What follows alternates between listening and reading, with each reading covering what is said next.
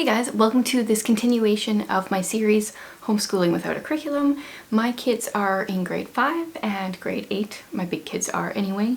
And we have always homeschooled without a curriculum.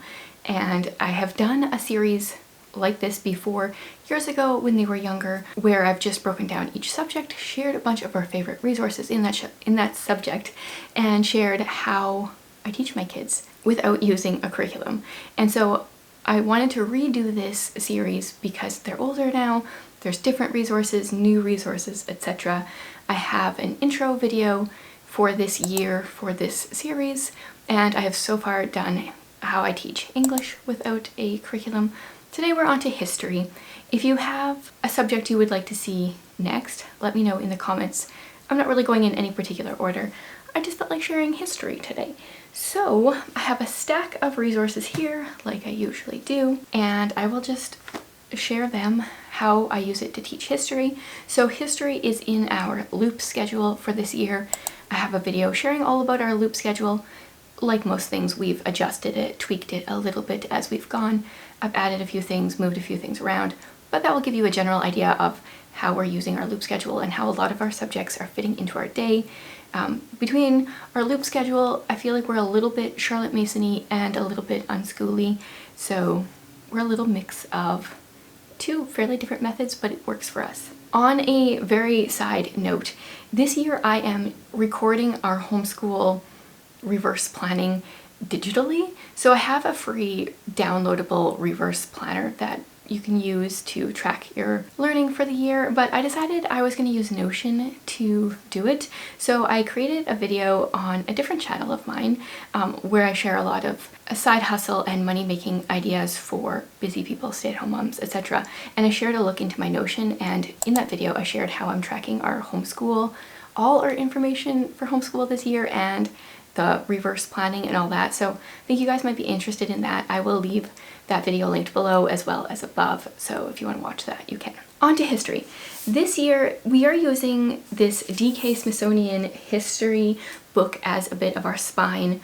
Now I shared a video in my homeschool membership sharing exactly which time periods and different events myself and my kids are interested in. We all went through and tabbed the things of interest to us, so I won't go into all of that here, but this is where we have decided to make our timeline for the year from. We're not hitting every single event, we're trying to do the ones that I think are important / interesting. My kids picked out ones that were interesting to them, so I think that's a great way to learn history, is to learn about different time periods and events that you find interesting. And so we're just using this as a spine. Kind of gave us the ideas on the things that we wanted to study this year, but we're not really pulling this out in our day-to-day history learning.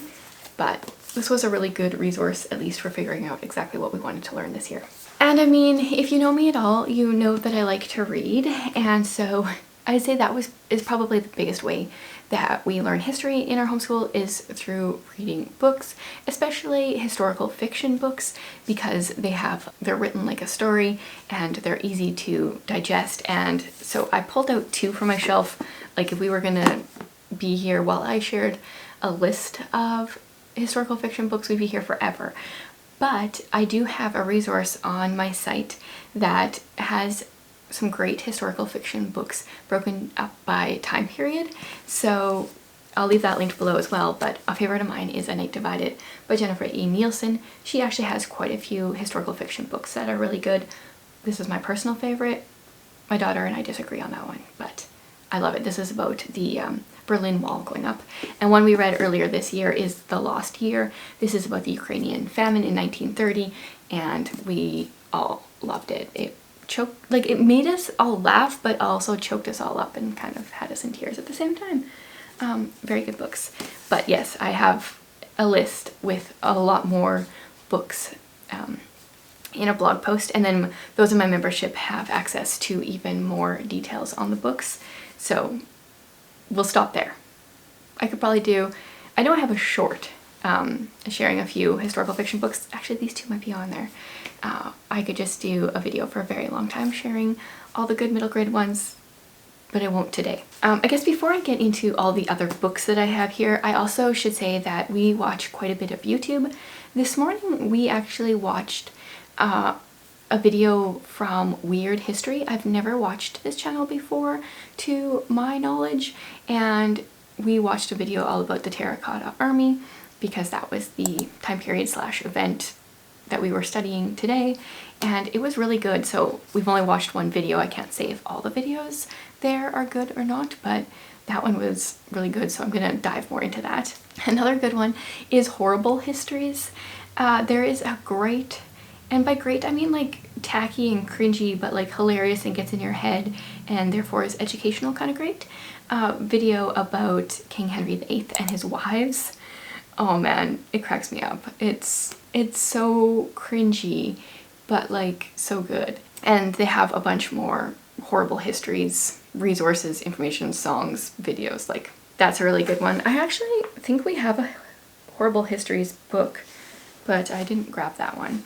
Okay. And then we have other YouTube channels as well. There's a Kid Learns History that we will look at sometimes. Sometimes Simple History, although that one is not made for kids, so I will often proof those videos beforehand. Yeah, and so I'll leave all these linked below, and if I can think of more that we gravitate to on a regular basis, I'll leave those linked as well. Onto more bookish resources, of course. There's the whole What Was, Who Was series. So I didn't grab all of our books. We get them off of Book Outlet because they're often cheaper on there. Although there's also been a few times I found some at thrift stores. So these are fairly small little historical books about different topics or people. And they're broken up into chapters. There's lots of illustrations. They're very easy to read. Depending on the child, I think this works really well for some children. Some more so than others. My daughter like just consumes all of the ones that we have. So for instance, we have the Titanic, we have Who Was Jane Austen. So there's Who Was, Who Is, What Was, What Is, Where Was, Where Is, I think are like all the different starts of the titles. So they're a really good way for some kids to learn, and I think it's a good resource to have. I like to just have a stack of them, and then every now and then I pull them out and put them on the coffee table, and they get picked up often. Strewing the idea of just like laying resources out for kids to pick up at their own time is one of my biggest homeschool tips, because they do that all the time. They'll just pick up books that I have like randomly left out or different resources that I've left for them. So there's that series. Then I'm also a big lover of Usborne things. Their books, their series, I don't know, this one is a young reader about Nelson Mandela. So they have a lot of non-fiction books with lots of illustrations and lots of information in here. So we have this one, yeah, and this one is a young reader book. But then they also have other just non-fiction. We have the Anne Frank one, and these I often find different ones at thrift stores as well. So this is a really good resource if you can, yeah, I don't know. I have to restrain myself so I don't buy all the Usborne books because I really like them. And then another one we would have is the Holocaust. Yeah, so I just collect these whenever I find them at a good price. The more illustrations a book has, or pictures, the more my kids tend to pick it up. So that's why we like those. Graphic novels are also a really good way to go. So we have a couple different biographies in graphic novels. I didn't pull those out because those ones that we have are specifically like science biographies. So I'm going to save them for the science video. But this one is the Nathan Hales series. So they're Nathan Hales Hazardous Tales, and there are quite a few books in the series. This one is Raid of No Return. This is World War II. There's also One Dead Spy. I can't tell which one that was.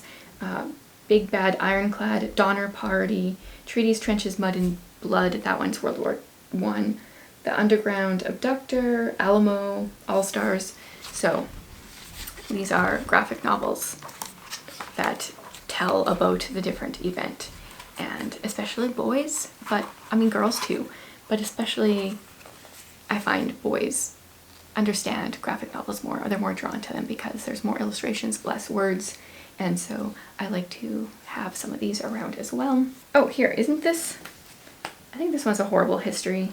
Oh, maybe this isn't a horrible history. I don't know what series this is. This is the You Wouldn't Want to, I think that's the series name.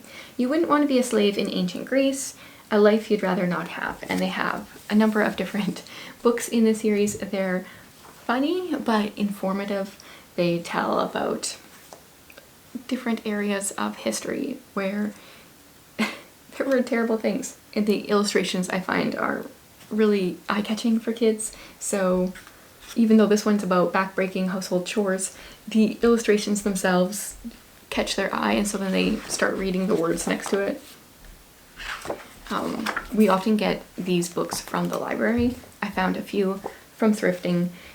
They have tons of different ones in the series, and there's at least a Roman gladiator, Egyptian mummy, Viking explorer, and I know there's other ones. So this one's a fun series.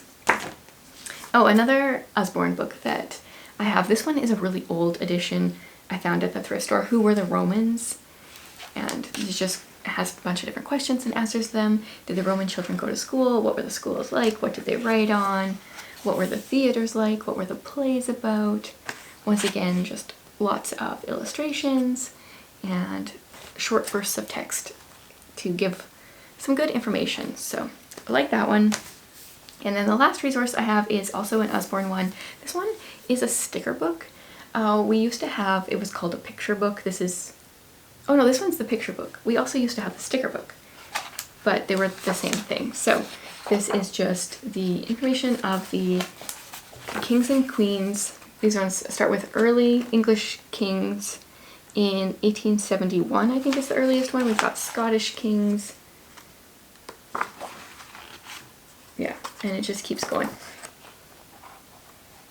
The Tudors, more Tudors, Stuarts, etc. So, Usborne, this You Wouldn't Want to Be series, the Nathan Hale's Hazardous Tales, more Usborne, Who Was, What Was, etc. And tons of historical fiction books, plus some videos. That is pretty much how we do history in our house. And then in addition, like some, different field trips and stuff. We have some museums around that take place at different periods in history that my kids, or at least one of them, like to go to. So that is how I teach history without a curriculum. Many years we don't follow even any kind of guide. We just kind of learn things that we want to when we want to. This year we've made a little bit of an outline that we're actually following. And there's other resources we've used over the years, but these are our current ones. I would love to hear what you currently use to teach history, and if you guys want even more resources, you can go ahead and watch my video from 3 years ago. I didn't go back and watch it. I'm assuming there's like some overlap, but also some different things there. So thanks so much for being here.